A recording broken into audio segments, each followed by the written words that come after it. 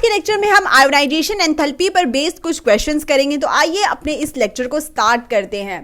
तो बच्चों यहां पर आपसे पूछा जा रहा है कि सेकंड आयोनाइजेशन एनर्जी किसकी ज्यादा होगी। तो सेकंड आयोनाइजेशन एनर्जी हम यहां पे ऑप्शन बी को पहले बताएंगे कि 1s2, 2s2, 2p6, 3s1। यहां पर जो इसकी फर्स्ट आयोनाइजेशन एनर्जी के बाद जो इलेक्ट्रॉनिक कन्फिग्रेशन आएगा वो आएगा 1s2, 2s2, 2p6। फिर जो सेकेंड आयोनाइजेशन एनर्जी यानी आयोनाइजेशन पोटेंशियल आएगा वो आएगा 1s2, 2s2, 2p5।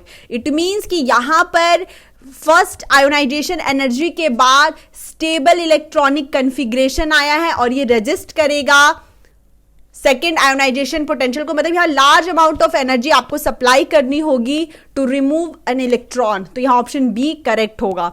Next problem देखते हैं। यहां पर देखिए कि ग्राउंड स्टेट से जब फर्स्ट आईपी यानी आयोनाइजेशन पोटेंशियल सप्लाई किया गया है तो उसकी वैल्यू 7 eV है। तो यहां पर x प्लस बना। फिर यहां पर सेकेंड केस में जो वैल्यू 12.5 दी गई है तो यहां पर ये x2 प्लस में कन्वर्ट हुआ।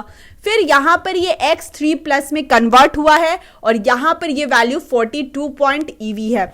इसका मतलब ये है कि यहां पर जब x प्लस 2 यानी जब ऑक्सीडेशन स्टेट +2 था वहां से +3 में आने के लिए बहुत large amount of energy supply की गई। इसका मतलब कि यहां पर आयोनाइजेशन एनर्जी की वैल्यू बहुत ज्यादा हाई है। और आप देख सकते हो कि यहां पर 12.5 और 42.5 का एक लार्ज चेंज है। यहां पर ये वैल्यू में बहुत ज्यादा डिफरेंस है। तो यहां पे 12.5 और 42.5 के बीच में एक लार्ज चेंज है, एक ज्यादा वैल्यू में डिफरेंस है। और यहां पर जब एलिमेंट +2 स्टेट में होगा तो उसने रेजिस्ट किया होगा +3 स्टेट के लिए। इसका मतलब कि उसका स्टेबल ऑक्सीडेशन स्टेट +2 होगा और वहां पर ज्यादा एनर्जी सप्लाई करके वहां पर इलेक्ट्रॉन को रिमूव किया गया है। तो ये बहुत इंपॉर्टेंट क्वेश्चन है।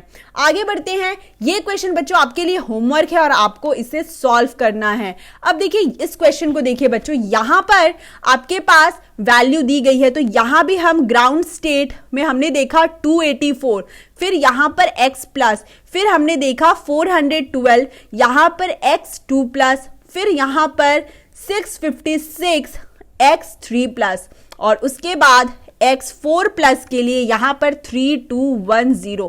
तो यहां पे देखिए आयोनाइजेशन एनर्जी में 656 और 3200 के अराउंड ये वैल्यू है। मतलब ये 4 टाइम्स ज्यादा है। इसका मतलब कि जब एलिमेंट x3 प्लस स्टेट में होगा तो वो बहुत ज्यादा स्टेबल होगा और उसने रेजिस्ट किया होगा कि वो इलेक्ट्रॉन को रिमूव नहीं करना चाहता है, बहुत ज्यादा स्टेबल होगा। तो यहां पर इसका स्टेबल ऑक्सीडेशन स्टेट +3 होगा। आप यहां पे देख सकते हैं मैंने यहां पर बनाया है। तो यहां पे जो आंसर होगा ऑप्शन सी यहां पे हमारा आंसर है। तो बच्चों आगे बढ़ते हैं। यहां पे देखते हैं कि iso electronic ion has the lowest ionization potential.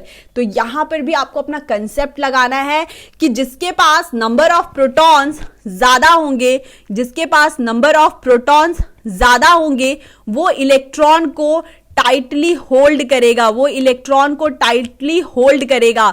It means कि आपको चेक करना है कि किसके पास नंबर ऑफ प्रोटॉन्स ज्यादा है, क्योंकि सभी में नंबर ऑफ इलेक्ट्रॉन्स सेम है। तो जिसमें नंबर ऑफ प्रोटॉन्स ज्यादा है वो इलेक्ट्रॉन को बहुत टाइटली होल्ड करेगा और उसका आयोनाइजेशन एनर्जी हाईएस्ट होगा। तो यहां पे लोएस्ट उसका होगा वैल्यू जिसके पास नंबर ऑफ प्रोटॉन लेस है। इट मींस यहां पर आयोनाइजेशन एनर्जी हाई होगा। तो इस कंसेप्ट को यूज करना है और आपको इस क्वेश्चन का आंसर बताना है। हमारे कमेंट सेक्शन में इसका आंसर और एक्सप्लेनेशन दोनों लिखना है। तो बच्चों यहां पे नेक्स्ट क्वेश्चन देखिए। यहां पे पूछ रहा है कि हाईएस्ट आयोनाइजेशन एनर्जी किसकी होगी। तो यहां पे 3p1, 3p2, 3p3 और 4p3। तो देखिए यहां पर 3p1 और 3p2 में इलेक्ट्रॉन रिमूव करने में ज्यादा दिक्कत नहीं होगी, लेकिन 3p3 और 4p3 में ये दोनों हाफ फिल्ड है, मतलब यहां पे स्टेबिलिटी है। तो यहां पर भी एक क्वेश्चन ये है कि बताइए 3p3 और 4p3 में किस में इलेक्ट्रॉन रिमूवल ज्यादा इजी और ज्यादा डिफिकल्ट होगा। तो देखिए 3p3, यहां पे जो नंबर 3 आपको दिख रहा है ये क्वांटम नंबर है, तो क्वांटम नंबर 3 मतलब वो न्यूक्लियस के बहुत पास है। न्यूक्लियस के बहुत पास होने के कारण वहां से इलेक्ट्रॉन रिमूव करने में दिक्कत होगी। तो ये चीज यहां पर क्लियर है कि इलेक्ट्रॉन अगर यहां पर है तो यहां पर जो इलेक्ट्रोस्टैटिक फोर्स होगा वो ज्यादा होगा, तो इलेक्ट्रॉन रिमूव करने में दिक्कत होगी। तो और यहां पे डिस्टेंस ज्यादा है, यहां पे डिस्टेंस कम है। तो 3p3 में जो इलेक्ट्रॉन्स होंगे, पहली बात कि वो हाफ फिल्ड है, स्टेबल है और वहां पे एनर्जी ज्यादा लगेगी इलेक्ट्रॉन रिमूव करने के लिए, क्योंकि वो न्यूक्लियस के भी वेरी क्लोज है। तो यहां पे ऑप्शन बी हमारा करेक्ट होगा। ये आपका होमवर्क है, इसको सॉल्व करना है और कमेंट सेक्शन में एक्सप्लेनेशन के साथ इसका आंसर बताना है। बच्चों इस क्वेश्चन को देखिए, यहां पर आपसे पूछा जा रहा है कि ionization potential of lithium and potassium का आपको आयोनाइजेशन पोटेंशियल दिया गया, मतलब यहां पे लिथियम और पोटेशियम का दिया गया और आपसे सोडियम का पूछा जा रहा है। तो आपको कुछ नहीं करना है, यहां पे 5.4 प्लस 4.3 डिवाइडेड बाई 2 इन की जो वैल्यू होगी आयोनाइजेशन पोटेंशियल की वो 5.4 से कम होगी। 5.4 से जो सोडियम की जो वैल्यू होगी आयोनाइजेशन एनर्जी की, वो यहां पर the ionization potential of sodium will be maximum. यहां पर आयोनाइजेशन पोटेंशियल क्या होनी चाहिए, ज्यादा होनी चाहिए। तो बच्चों यहां पर ये वैल्यू ज्यादा होगी, तो यहां पर हमें देखना है कि 5.4 से कौन सी वैल्यू ज्यादा है, क्योंकि डाउन टू द ग्रुप हमारी आयोनाइजेशन एनर्जी की जो वैल्यू होती है वो डिक्रीज होती है। तो यहां पर सोडियम की वैल्यू ज्यादा होगी, तो आप देख सकते हो ये 4.9 होगी, यहां पर ये 4.9 होगी। तो बच्चों यहां पर ये वैल्यू आ गई। अब देखिए यहां पे इलेक्ट्रॉनिक कन्फिग्रेशन आपको आयोनाइजेशन एनर्जी 2 के बारे में पूछा जा रहा है। आयोनाइजेशन एनर्जी 2 के बारे में पूछा जा रहा है, तो सबसे पहला काम है आपका कि आप इलेक्ट्रॉनिक कन्फिग्रेशन को चेक करें, इलेक्ट्रॉनिक कन्फिग्रेशन को चेक करें। और ये क्वेश्चन भी आपके लिए होमवर्क है। और पहली चीज कि आपको इलेक्ट्रॉनिक कन्फिग्रेशन चेक करना है, उसके बाद आपको बताना है कि कहां पर स्टेबल से अनस्टेबल हुआ है। अगर कहीं इलेक्ट्रॉनिक कन्फिग्रेशन में स्टेबल से अनस्टेबल हो रहा है, इट मींस यहां पर आयोनाइजेशन एनर्जी बहुत ज्यादा हाई होगी।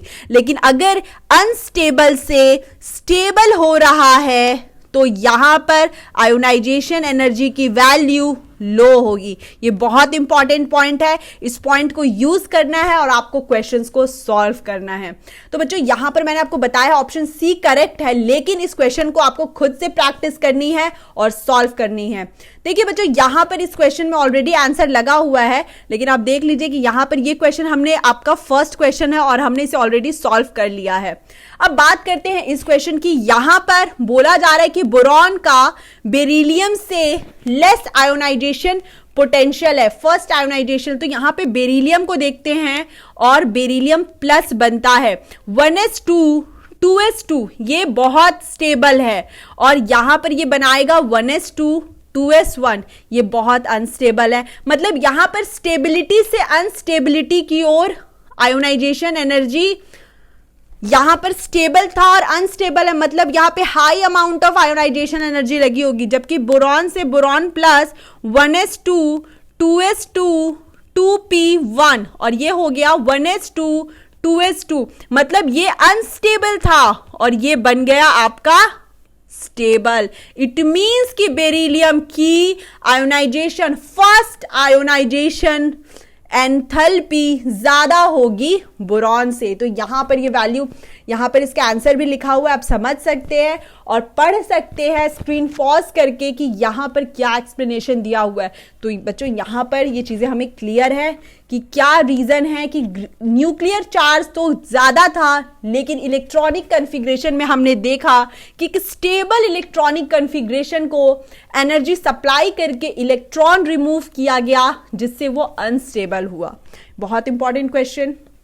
इस क्वेश्चन में भी देखिए कि यहां पे भी सेम क्वेश्चन आपको बोला जा रहा है बोरॉन और बेरिलियम के ऑर्डर के बारे में, कि बेरिलियम का हमने एक्सपेक्टेड क्या होता है। यहां पर ये बहुत इंपॉर्टेंट है, अभी हमने देखा इलेक्ट्रॉनिक कन्फिग्रेशन से कि बेरिलियम का first IP, first ionisation energy ज्यादा होता है बोरॉन से, बोरॉन से फर्स्ट आयोनाइजेशन एनर्जी इसका ज्यादा होता है। तो ये चीज क्लियर है और ये बहुत इंपॉर्टेंट है, एग्जाम्स में पूछा जाता है और ये एनसीईआरटी का भी क्वेश्चन है, मैं आपको बता दूं।